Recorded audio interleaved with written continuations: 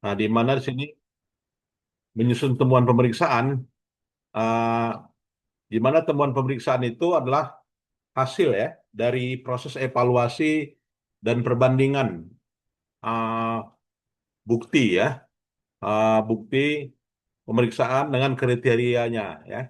Jadi temuan pemeriksaan ini menunjukkan bahwa kriterianya sudah dipenuhi atau tidak ya. Jadi terpenuhi atau tidak kriteria, apakah sama atau tidak gitu ya, maka itulah menjadi temuan pemeriksaan ya. Jadi temuan pemeriksaan itu merupakan sebuah apa ya, bisa diidentifikasi dan dikembangkan sebagai praktik terbaik dalam upaya meningkatkan ya. Nah, ini dalam buku auditing ya definisi ini. Baik. Kemudian ragam-ragam temuan pemeriksaan ya. Nah, temuan pemeriksaan itu bisa berupa temuan keuangan ya, kemudian juga temuan kinerja dan temuan kepatuhan. Nah, jadi tiga ini gitu ya, yang namanya temuan itu. Nah, kalau dia temuan keuangan berupa apa? Kelemahan sistem ya, kelemahan sistem pengendali internal dan juga temuan mengenai ketidakpatuhan pada peraturan yang berkaitan dengan asersi laporan keuangan pemerintah. Ya, jadi kuat lemahnya sistem pengendalian internal dan juga kepatuhan ya terkait dengan asersi pemerintah. Nah, itulah katakan dengan temuan pemeriksaan keuangan.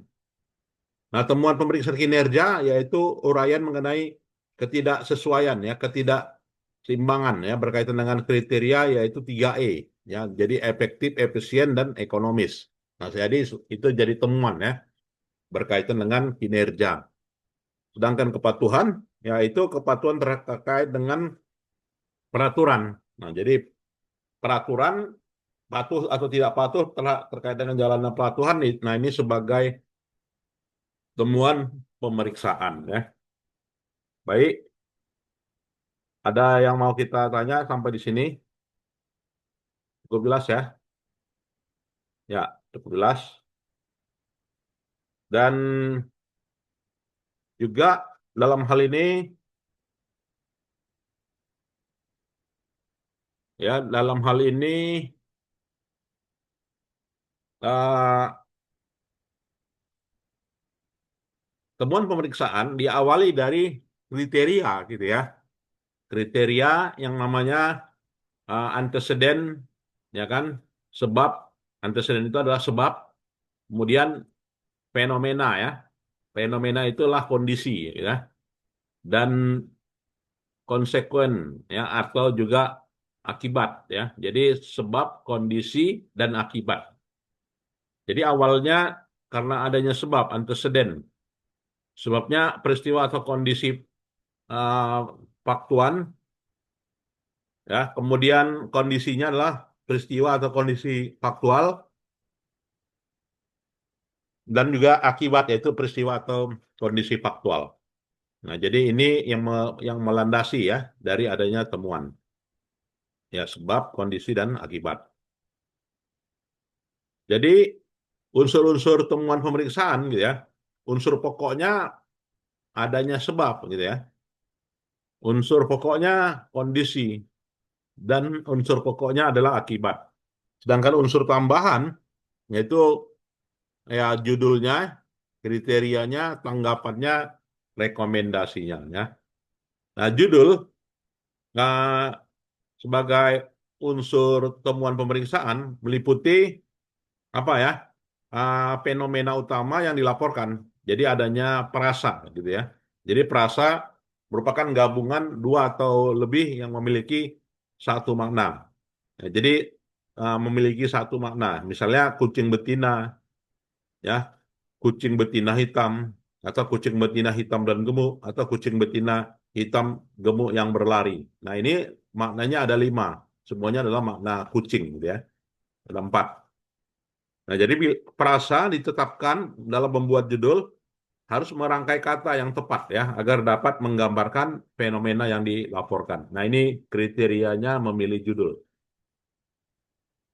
Sehingga judul itu unsurnya harus mengandung kean gitu ya atau juga pean. berupa kelemahan, ketidakakuratan, kekurangan, ya, ketidaklengkapan, atau juga keterlambatan. Nah, jadi harus ada terpenuhi kriteria ke-an dan juga pe-an. Dan untuk membuat judul, auditor harus memfokuskan pada atribut yang menjadi fenomena utama, ya, yang dilaporkan atau sedang dipersoalkan. Ya, jadi dalam contoh di atas, atribut fenomenanya itu adalah lemah, ya, tidak akurat dan juga tidak cepat waktu atau terlambat, ya.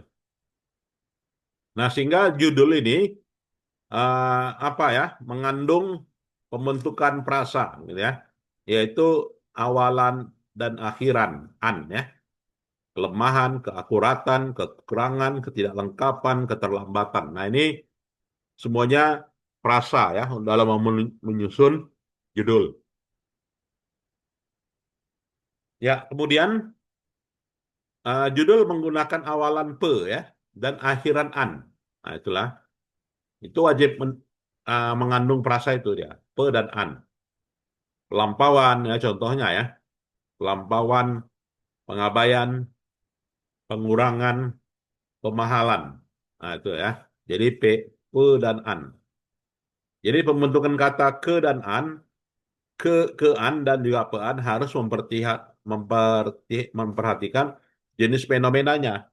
Ya, karena ke-an lebih tepat digunakan untuk melaporkan sebuah kondisi atau hasil dari sebuah proses ya atau juga aktivitas ya. Sedangkan uh, pe-an digunakan untuk melaporkan peristiwa atau proses. Nah, ini ya. Jadi dalam merangkai judul itu kita gunakanlah yang namanya ke-an dan juga pe-an. Nah, itu. Nah, itu kondisi inilah sebagai fenomena, ya kan? Yang namanya fenomena utama yang ingin dilaporkan. Jadi isi utama kondisi harus berisi fakta, ya kan? Bukti, konsep, teori, norma, dan hal-hal lain yang bukan merupakan opini pemeriksa, ya. Bagian ini dasarnya ditujukan menguraikan kejadian faktual, ya, baik positif maupun juga negatif yang perlu dilaporkan, ya. Nah, untuk mengungkapkan kondisi, pemeriksa dapat menggunakan struktur sebagai berikut. Nah, jadi kondisi itu harus ada pendahuluan, ya, harus ada tujuan pemeriksaan, ya, harus ada uraian proses dan bukti, ya, dan juga hasil juga hasil analisa bukti kesimpulan, ya. Jadi kondisi dalam pendahuluan itu mengandung kata sebagai berikut, ya. Artinya di sini pendahuluan itu kalau misalkan auditnya adalah audit keuangan, maka isi paragraf pendahuluannya anggaran dan realisasi, gitu ya. Kalau berkaitan keuangan, anggaran dan realisasi saja, ya. Kalau kepatuhan berkaitan anggaran dan realisasi APBD mengenai subject matter yang menjadi fokus pemeriksaan, ya. Sedangkan kinerja mengenai program, ya, atau kegiatan yang dievaluasi. Nah, ini kalau kita mau menyusun pendahuluan, ya, pada laporan hasil pemeriksaan, ya. Kemudian kondisinya juga menggambarkan tujuannya, metode, dan pernyataan singkat. Ya, jadi di sini pemeriksa menyatakan dengan jelas tujuan ya dari pengujian yang relevan ya sesuai dengan temuan pemeriksaan. Jadi isi paragrafnya berbeda satu sama lain tergantung tujuan pengujiannya, ya. Di bagian ini pemeriksa menguraikan berbagai prosedur yang telah dilakukan dan bukti pemeriksaan yang diperoleh dalam pengujian pengendalian maupun terinci, ya. Oleh karena itu pemeriksa ya dapat mengembangkan paragraf dengan dua pendekatan, ya, prosedur dan bukti. Dan pernyataan mengenai hasil analisa bukti ya membuat perbandingan antara berbagai jenis bukti yang diperoleh dari penerapan berbagai prosedur yang sudah diuraikan sebelumnya. Dalam analisa ini pada hakikatnya merupakan simpulan atas kondisi hasil analisa yang dinyatakan pada bagian ini merupakan bukti analisa yang dibuat oleh pemeriksa, ya. Nah, kriteria sesuatu yang seharusnya terjadi pada organisasi yang diperiksa dalam penulisan kriteria pemeriksa sebaiknya hanya menyatakan peraturan yang relevan dengan penyimpangan, ya. Jadi dalam pemeriksaan keuangan, pemeriksa menggunakan standar akuntansi pemerintahan dan standar pengendalian internal pemerintah sebagai kriteria utama ya. Pemeriksa dapat menggunakan kriteria lain, ya kriteria lain dalam pengelolaan keuangan daerah ya. Jadi sini esensi dari pemeriksaan keuangan yaitu menggunakan standar ya, yaitu standarnya SAP ya, dan juga sistem pengendalian internal dua itu ya. Dan kalau pemeriksaan kinerja landasannya apa? Peraturan ya kan, sesuai dengan peraturan menteri ya kan, kemudian keputusan gubernur ya kan, atau PP ya kan, atau Pergub atau Perbub atau juga peraturan Perpres kepala desa ya. Nah, ini contoh-contoh uh, landasan peraturan kebijakan sebagai evaluasi kegiatan ya, bagian dari pemeriksaan kinerja. Sedangkan pemeriksaan kepatuhan, nah pemeriksa menggunakan ketentuan yang mengatur hal pokok subjek matter yang sudah ditetapkan pada merancang pemeriksaan kepatuhan. Jadi menggunakan ketentuan yang mengatur hal pokok ya, subjek matter. Nah, sedangkan akibat itu adalah fakta ya yang memiliki kaitan langsung ya dengan terjadinya fenomena. Akibat bukanlah hal yang spekulatif, melainkan sesuatu hal yang secara faktual telah terjadi ya atau berpotensi terjadi karena adanya fenomena ya. Nah, akibat dalam apa temuan pengendalian internal ya, kelemahan pengendalian internal secara logis akan berakibat pada meningkatnya resiko ya, tidak tercapainya tujuan ya. Dan dengan kata lain, peningkatan resiko kegagalan bisa dikatakan sebagai akibat generik ya, yang umum terjadi manakala pengendalian internal lemah ya. Nah, ini kita lihat ya bagaimana akibat dalam temuan kepatuhan ya. Jadi kalau tema kepatuhannya terkait dengan pemenuhan kewajiban ya, artinya di sini tidak terpenuhi kewajiban akuntabilitas pemerintah dalam pelaporan keuangan ya. Akibat logisnya opini atau siklus akun tidak dapat diberikan, disclaimer ya, atau akun laporan keuangan tidak wajar ya. Jadi contoh temuannya pengeluaran tanpa didukung oleh bukti yang sah, pekerjaan tidak selesai dibayar 100% ya. Ketidakpatuhan pada peraturan perundang-undangan akibat logisnya meliputi kerugian keuangan ya, kekurangan penerimaan, timbulnya kewajiban ya, dan juga pengenaan sanksi. Dan contoh temuan kalau kerugian keuangan gimana? Ya, artinya pembiayaan fiktif ya, atau kegiatan fiktif atau penyerahan tidak sesuai dengan spek. Kemudian kekurangan penerimaan ya meliputi pajak daerah dengan tarif lebih rendah, sewa alat belum dipungut ya. Kemudian timbulnya kewajiban ya yaitu taspen yang dipotong yang tidak disetor ya, artinya pemerintah gagal bayar ya kepada rekanan ya. Atau juga pengenaan sanksi ya sesuai dengan peraturan yang berlaku di mana misalnya bendahara gaji memasukkan tanda tangan rekanan ya terlambat menyelesaikan pekerjaan, dan kerugian keuangan merupakan uang bendahara yang hilang karena pencurian kendaraan, karena kecelakaan penggelapan uang bendahara ya. Nah, akibat dalam temuan kinerja apabila temuan ini adalah uh, berkaitan dengan kinerja, maka konsekuensinya adanya kondisi yang berbeda ya, sesuai dengan kriteria yang ditetapkan ya. Maka akibatnya pemeriksa sering menggunakan akibat ya. Jadi harus ada akibat gitu ya, berkaitan dengan temuan ya. Jadi kalau temuannya A ya akibatnya apa? Ya akibatnya dijelaskan. Temuan B akibatnya apa? Ya akibatnya kerugian keuangan negara ya. Kalau kita audit keuangan negara ya implikasinya selalu temuan keuangan negara ya, kerugian negara kan gitu.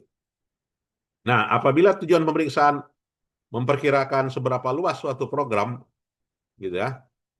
Uh, Suatu program yang menimbulkan perubahan fisik, sosial, ekonomi, maka akibatnya dampak yang telah dicapai oleh program itu ya.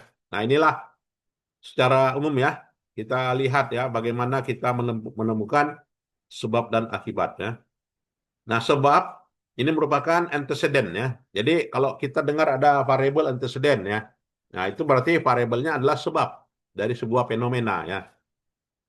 Karena adanya inflasi, berarti inflasi itu adalah variabel sebab gitu ya.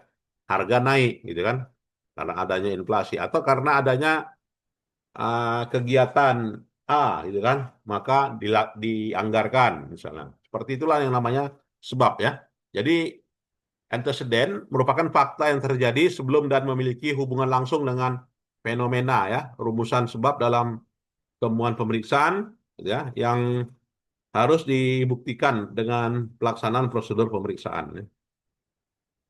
Sebab dalam temuan pengendali internal ya, secara konseptual kegagalan sebuah pengendali internal disebabkan oleh 5. Nah, jadi apa sebab gagal? Sebab gagal salah manusia, human error ya, salah sistem, sistem breakdown, pelanggaran manajemen, manajemen overrides, pollution ya, dan juga cost and benefit. Nah, inilah penyebab temuan pemeriksaan ya, temuan apa ya?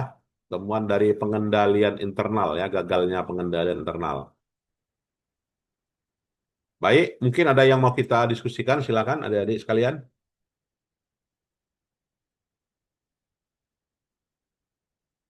Ya, kalau tidak ada lanjut.